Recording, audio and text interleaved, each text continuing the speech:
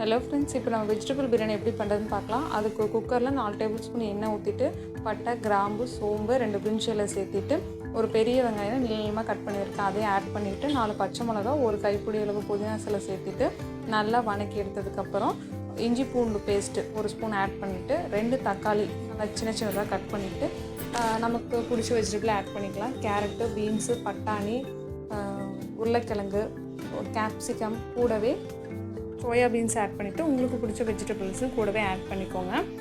1 spoon garam masala தூள், ஒரு spoon மிளகாய் தூள், 2 to 3 spoon biryani masala add பண்ணிவிட்டு 2 ஸ்பூன் தயிர் ஆட் பண்ணிவிட்டு நல்லா மிக்ஸ் பண்ணிக்கோங்க. ஒரு 2 நிமிஷம் மூடி போட்டு நல்லா மூடி வச்சுக்கோங்க.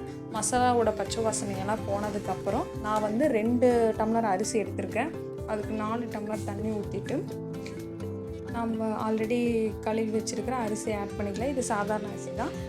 நல்லா ஆட் பண்ணிட்டு நல்லா மிக்ஸ் பண்ணிக்கோங்க. மிக்ஸ் பண்ணிவிட்டு உப்பு காரம்லாம் கரெக்டாக இருக்கான்னு செக் பண்ணதுக்கப்புறம் குக்கரில் போட்டு மூடி வச்சுட்டு ஒரு 4 விசில் வச்சு எடுத்துக்கோங்க. வச்சதுக்கப்புறம் ஓப்பன் பண்ணிவிட்டு ஒரு 2 டேபிள் ஸ்பூன் நெய் ஆட் பண்ணிட்டிங்கன்னா நல்லா உதிரியாக இருக்கும். அவ்வளோதான், நம்ம வெஜிடபிள் பிரியாணி ரெடி. மறக்காமல் சேனலை சப்ஸ்கிரைப் பண்ணிக்கோங்க. தேங்க்யூ.